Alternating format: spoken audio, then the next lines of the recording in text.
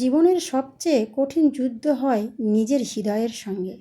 রাজা রামচন্দ্র পৃথিবী জয় করেছিলেন, কিন্তু নিজের ভালোবাসাকে হারিয়ে তিনি যে বেদনা সহ্য করেছিলেন, সেই কষ্ট ছিল তার জীবনের সবচেয়ে বড় পরীক্ষা। আজকের এই কাহিনী শুধু পৌরাণিক গল্প নয়, এটি ত্যাগ, ধর্ম, ভালোবাসা আর বিচ্ছেদের এক অমর ইতিহাস। এই ভিডিও শেষ পর্যন্ত দেখুন, কারণ উত্তরকাণ্ডের এই রহস্যময় কাহিনী আপনার হৃদয় ছুঁয়ে যাবে। লঙ্কা বিজয়ের পর অযোধ্যায় যেন আনন্দে ভরে উঠেছিল।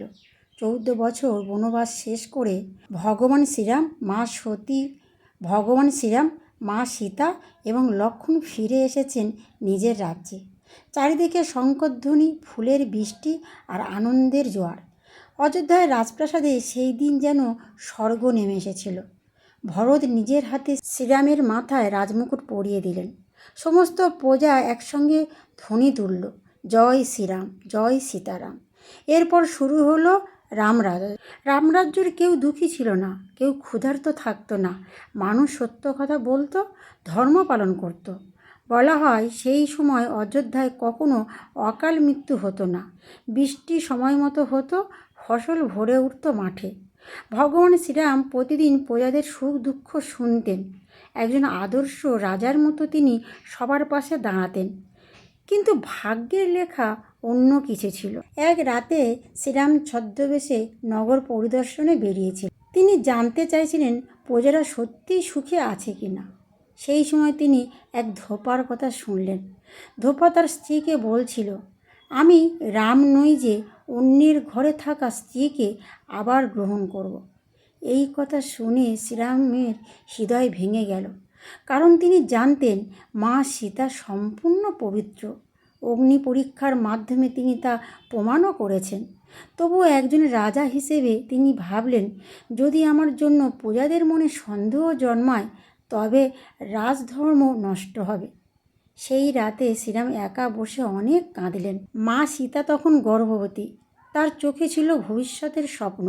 কিন্তু শ্রীরাম লক্ষ্মণকে ডেকে বললেন, সীতাকে বনবাসে রেখে এসো। এই কথা শুনে লক্ষ্মণের চোখে জল চলে এলো। তিনি বললেন, ভাইয়া, এ কেমন আদেশ? কিন্তু রাজধর্মের সামনে ব্যক্তিগত ভালোবাসা হার মানল। লক্ষ্মণ মা সীতাকে নিয়ে গঙ্গার তীরে পৌঁছালেন। সেখানে কাঁদতে কাঁদতে তিনি সত্যি কথা বললেন। সব শুনে মা সীতা স্তব্ধ হয়ে গেলেন। তিনি আকাশের দিকে তাকিয়ে বললেন, হে প্রভু, আমার জীবনে কি এতটাই দুঃখ লেখা ছিল? তারপর তিনি লক্ষ্মণকে ফিরে যেতে বললেন। লক্ষ্মণ কাঁদতে কাঁদতে অযোধ্যায় ফিরে এলেন। বনের মধ্যে ঋষি বাল্মীকি মা সীতাকে আশ্রয় দিলেন। সেখানেই জন্ম নিল দুই পুত্র, লব আর কুশ। দুজনেই অসাধারণ বীর ও জ্ঞানী হয়ে উঠল। ঋষি বাল্মীকি তাদের শিক্ষা দিলেন বেদ, শাস্ত্র, অস্ত্রবিদ্যা এবং রামায়ণের কাহিনী। কিন্তু লব কুশ জানত না শ্রীরাম তাদের পিতা। অনেক বছর পর শ্রীরাম অশ্বমের যজ্ঞ করার সিদ্ধান্ত নিলেন। রাজ্যের শক্তি ও ধর্মের প্রতিষ্ঠার জন্য এই যজ্ঞ করা হতো। একটি ঘোড়া ছেড়ে দেওয়া হলো। যে রাজা সেই ঘোড়াকে আটকাতো, তার সঙ্গে যুদ্ধ হতো। ঘোড়াটা একদিন পৌঁছে গেল ঋষি বাল্মীকির আশ্রমের কাছে।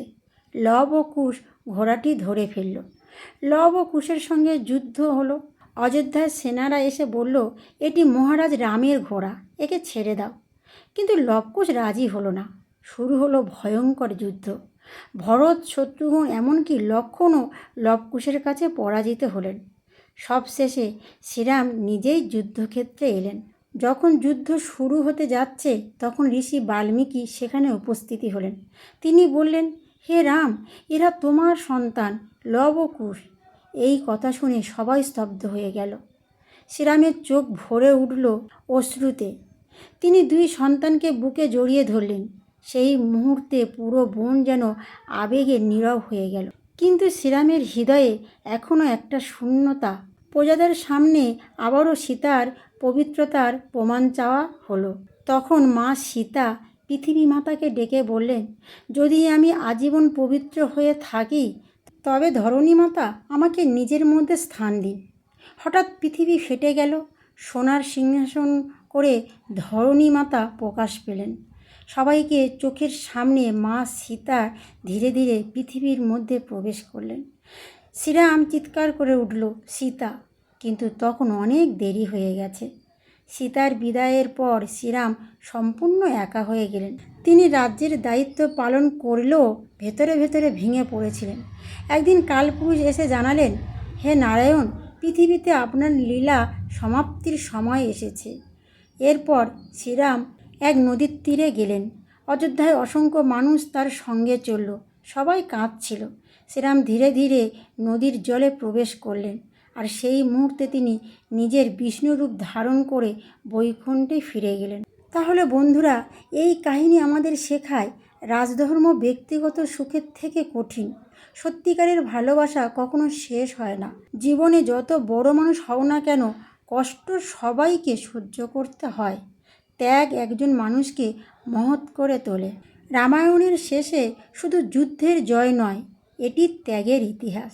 একজন রাজা নিজের সুখ বিসর্জন দিয়েছিলেন প্রজাদের জন্য, আর একজন স্ত্রী পৃথিবীর কাছে নিজের পবিত্রতা সমর্পণ করেছিলেন। তাই আজও কোটি কোটি মানুষের চোখের জল উচ্চারণ করে, জয় সীতারাম।